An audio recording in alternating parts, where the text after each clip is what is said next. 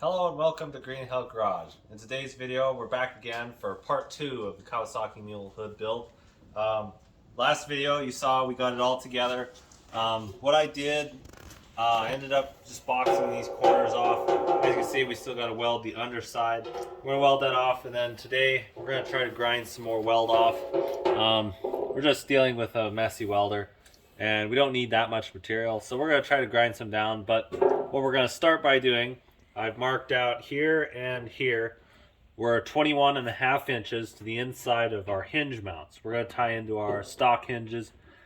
And so what we'll do, I'm going to cut another piece off of here, or go ahead and be able to lay that over there, and then we'll have to drill 2 holes into there. Once we drill our 2 holes, we can use our stock mounts, and we'll be able to utilize that. So we're going to get to work on grinding, and I'll have Trey get everything measured out and cut. So we'll see you guys in time lapse.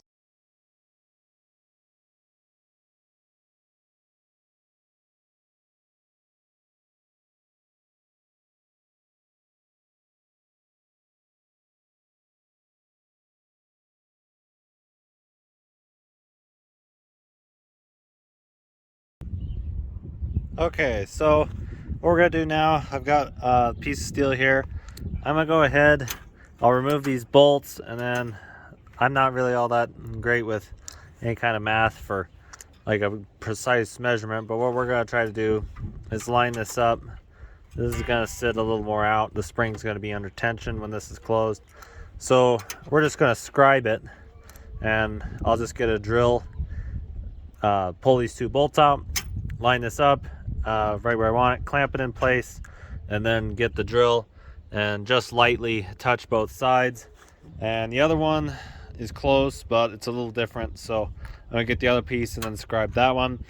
Then we'll go over to my drill press, and then on the drill press we'll be able to cut a perfect hole. So I'll get to work on that, guys, and we'll see you once we get to work on our drill press.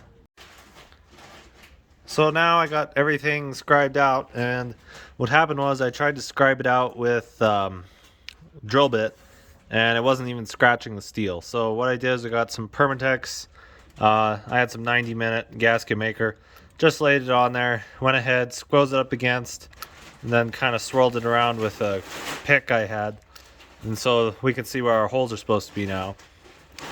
This hole here I'm going to end up moving just a touch down. As you can see with the outline, it kind of slid, so I'm going to move that down, but this one's in place. Got it on the stand, got our drill bit all set, so I'm going to go ahead, I'll kick on the drill.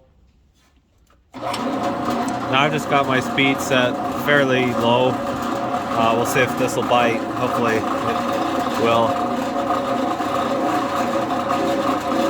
Okay, and I can already see that we're slightly off, so I'll readjust the vise here and then we'll try drilling. So now we're adjusted. I'll go ahead, kick on the drill. So for this small piece of metal, we'll see if we need lube, but we probably don't.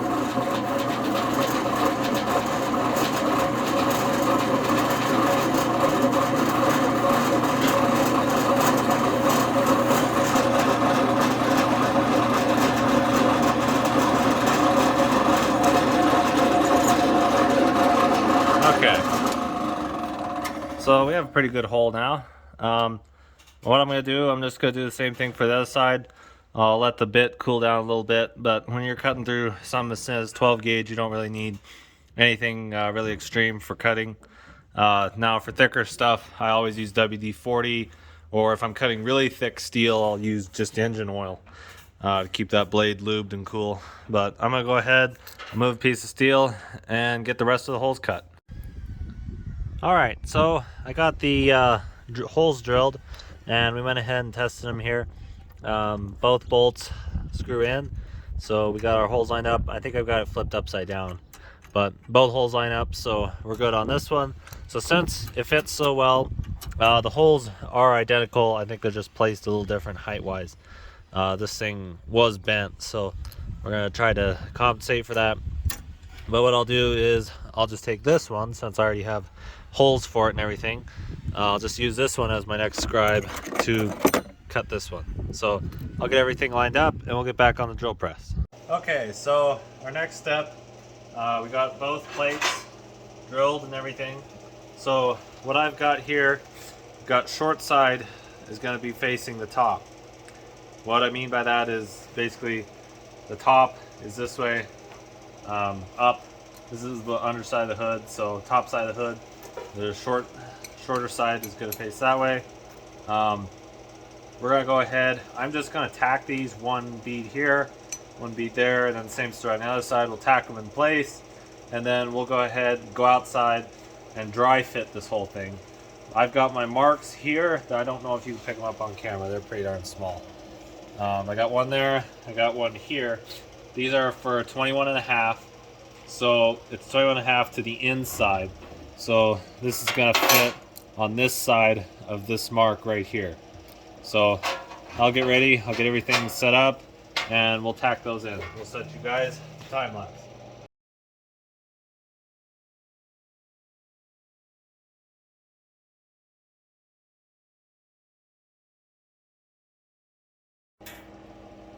So I went ahead, I've got them tack welded in, and what we're going to do is take this outside. Well, first we're going to let it cool because we'll melt the rubber. But I have these spaced an inch back from the front edge there. They're spaced an inch back from there. Everything's tacked in. So we're going to let these cool down. Then we're going to go outside and see if we can get them to fit. So we got it all bolted on. Everything seems to be working, but what I don't like is that when you set this down, it's not quite all the way down and it's not quite all the way back. Now, the down part, what we need to do is just kind of lengthen our holes. The back part, we need to move this whole thing back by taking all of our mounts, since that's why I tack them on, so you can just break them off. So we're gonna move them, both mounts, further forward. Yeah, we're definitely gonna need to move forward up to the weld. That should give us a little more room. And then to get some more height out of them, I'm not sure what we're gonna have to do. We're gonna have to probably lay a spacer in and cut some spacers. So we'll get to work on that and we'll get back to welding.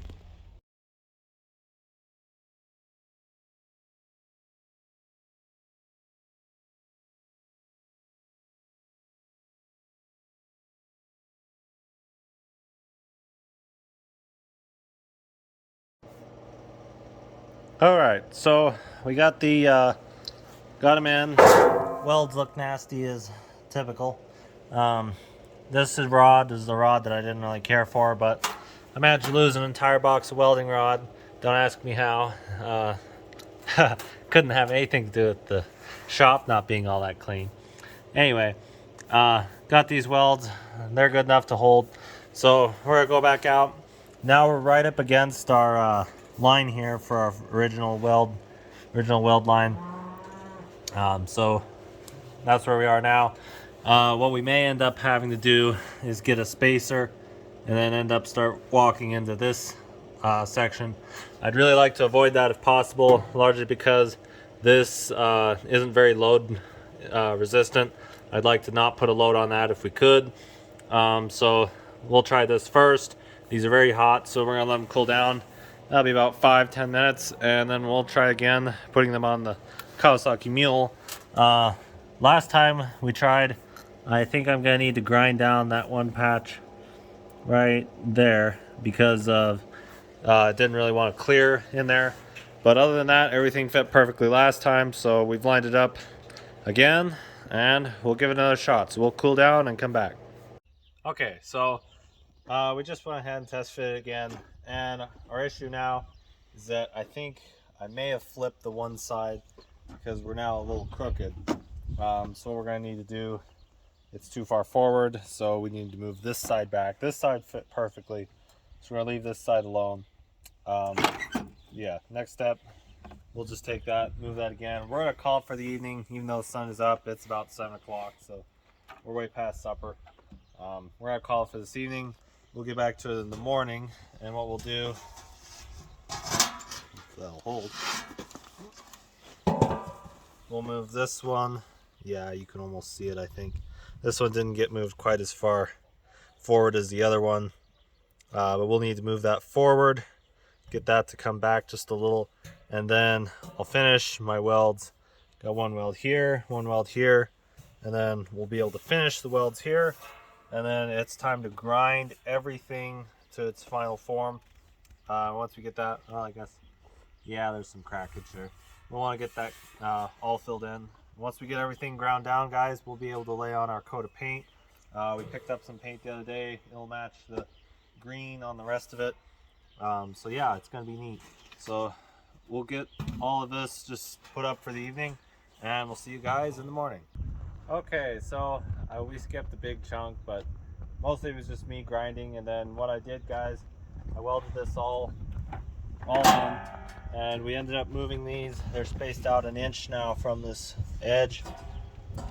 This one I couldn't get a washer in, it was spaced too close, but we got them spaced over, and by moving them forward, we were able to get onto this ridge here. The welds they're garbage, I'll be honest. I really don't know how to make, even though this is 12 gauge, it seemed like I was having an issue with the arc welder, either not getting enough heat to penetrate this stuff and then burning through, or if I turned down the heat too much, then I mean, the stick would just, it wouldn't even burn. It would just kind of lock in and then get stuck. But we got these welds well enough where I'm fine with them. They'll hold. So we got it all fitted in. As you can see, we got the original latch system all tied in. And when it closes, there is a slight bind. I think it's just this plastic right there.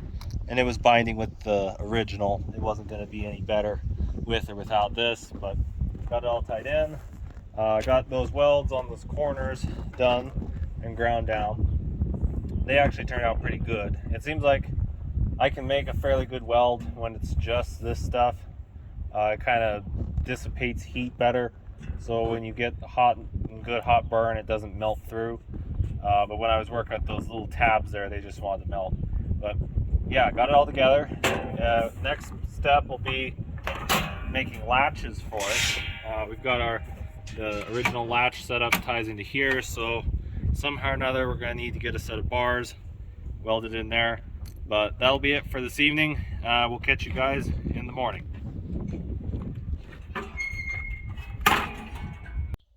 Okay, so it's actually a week. That's how long it takes us to get anything done around here. But we still had it mounted in. What I did to tie into our latch setup is I made a 1 1/8 inch long section, a 1 inch, well, this is a little wider than it. It's like 1.5 inch strap metal. I took that and I made a bend in our shop vise with a hammer, bent that over just enough for a tab, but a 90-degree bend. And then I went ahead and welded it in. Let me check. Oh, I guess I don't have measuring tape here. Well, anyway, I'll get the measurement here. When we get our diagram, we'll have the measurement here. But got it spaced out, so here, move that cat. I got kitty cat. So now you push it, and that's still binding right there, but that was the hinge's fault. That wasn't necessarily our hood's fault. Yeah. But when we come over here, we come right down. We have it. It drops down and it just clears that. Then we're able to open it, and then it'll latch. And then we can open it again. And we can even lock this one open. And then yeah, we have it all latched in, guys. So next step, we're gonna go ahead and take our Bondo body filler, and I'm only gonna do the top side of this hood. Bottom side I don't really care about, we're just gonna paint it. But the top side, we're gonna take our hardener and our filler here, and we're gonna fill in all these little little pinholes and whatnot, and get this all nice and smoothed out, so it'll look good. And we're gonna go ahead and lay down our paint. So I'll get started mixing this, and we'll set you guys the time lapse.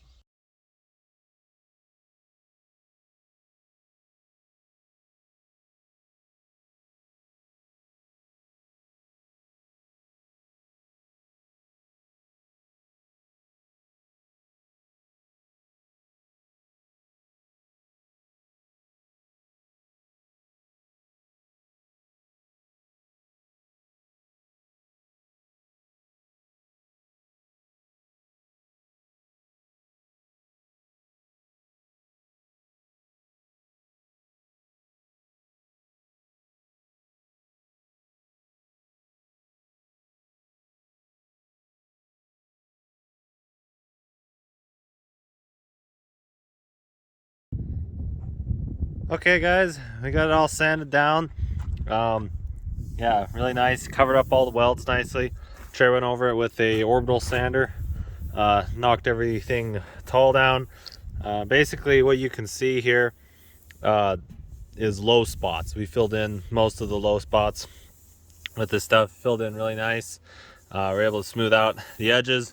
We're only doing it on the top, so we didn't have to worry about the bottom. So it's gonna rain tonight, guys. So we got to get this thing unbolted and in the shop. We tried tarping up before. We had some hellacious winds though. Took our tarp right off, and yeah, we don't want that to happen again. So we'll go ahead and we'll unbolt this thing, take it in the shop. It's too cold to paint for today, sadly. So we'll have to do that maybe tomorrow. Yeah, it needs cleaned. I got to look up. Normally I would just clean it off with some kind of acetone or something, but I gotta check because I think this stuff is dissolvable by acetone. So we'll figure out how to clean it and we'll get it off. So we'll see you guys once we're ready to paint. Hi guys, welcome back. We finally finished cleaning up the bottom of the hood. I got the wire wheel out. We took all the remaining slag, dust, and dander out. Clean it up, make sure that the paint can adhere to the bare metal properly. It's about 68 degrees right now, but the metal's almost to 85, so it's going to cure pretty quick. So yeah, I'll do the first coat on the bottom, and then in the next segment we're going to do the top of the hood, which will be more tricky, and it'll probably be about 2 coats to get it properly combined with the bare metal on the back. So see you in the next segment.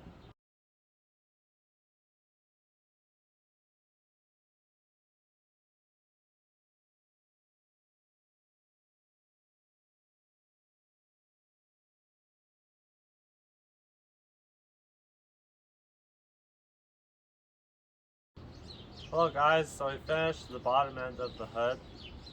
We're now going to do the top part, which is going to be the most that people see on the machine. I'm going to lay down a base coat here. It's a 2-in-1 with primer. I'll spray it as evenly as I can. I hope there's not any runs. We have more surfaces that tilt down at an angle, so it'll be a little more challenging this time. But I think it's going to turn out great. So let's get started.